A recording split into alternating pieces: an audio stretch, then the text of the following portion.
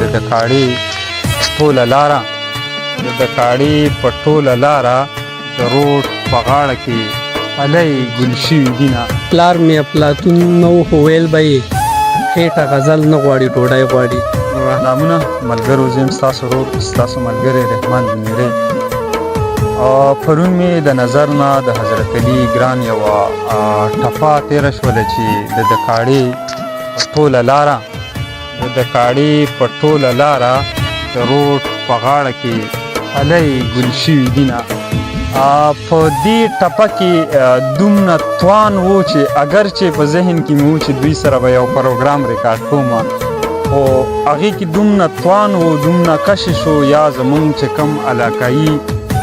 منظرکشي وه پکې هغې دومره متاثره کړم چې نن هم لاړم حضرت علي ګران صاحب پسې چې یو ریکارډینګ به کوو، یو ویډیو به ریکارډ کوو. د ټول ناول خو حضرت علي ګران صاحب ته په خپل پروګرام کې هرکلی وایم. ډېره مننه، مهرباني. حضرت علي ګران صاحب زمونږ لیدونکو کتونکو سره دا شریک کړی چې د حضرت علي نه د حضرت علي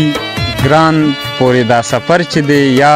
حضرت علي په چا باندې ګران شو چې د هغه نه ګران جوړ شو، دا زمونږ لیدونکو کتونکو ته بس رحمان صاحب دا خو ډېره مطلب خبره به اوږدېږي، خو په لنډو کې عابد صاحب وایي په یارۍ هغه وخت نه زه پوهېدم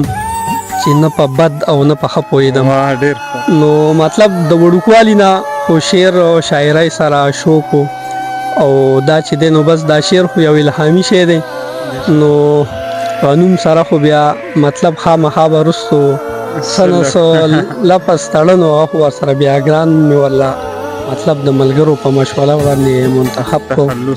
او دغه تخلص ځان له کېښودو. ماشاءالله ګران چې کوم دی یو ډېر